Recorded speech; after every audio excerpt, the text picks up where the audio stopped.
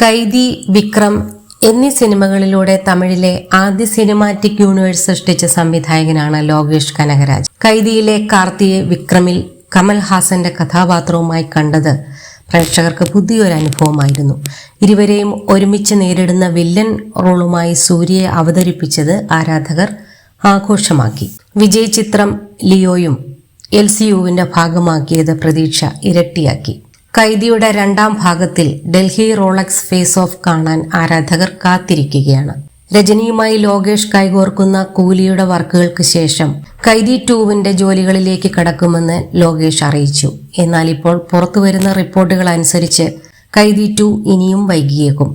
ബോളിവുഡിലെ മികച്ച നടന്മാരിൽ ഒരാളായ അമീർ ഖാനുമായി ലോകേഷ് കൈകോർക്കുന്നു എന്നാണ് റിപ്പോർട്ടുകൾ. തെലുങ്കിലെ മുൻനിര നിർമ്മാതാക്കളിൽ ഒരാളായ മൈത്രി മൂവി മേക്കേഴ്സ് ആണ് ചിത്രം നിർമ്മിക്കുന്നതെന്നുള്ള അഭ്യൂഹങ്ങളുണ്ട്.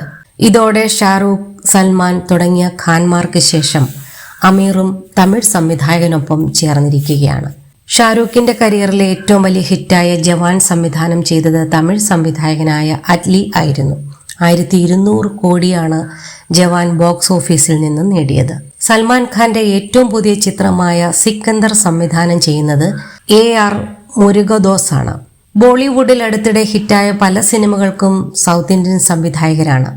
ജവാന് ശേഷം കഴിഞ്ഞ വർഷം ഏറ്റവും കൂടുതൽ കളക്ഷൻ നേടിയ അനിമലിന്റെ സംവിധായകൻ സന്ദീപ് റെഡ്ഡി വാങ്കയായിരുന്നു. സീക്രട്ട് സൂപ്പർ സ്റ്റാറിന് ശേഷം വലിയ ഹിറ്റുകളില്ലാത്ത അമീർ ഖാനും ഇതേ ട്രെൻഡിങ്ങിന് പിന്നാലെയാണ് പോകുന്നത്.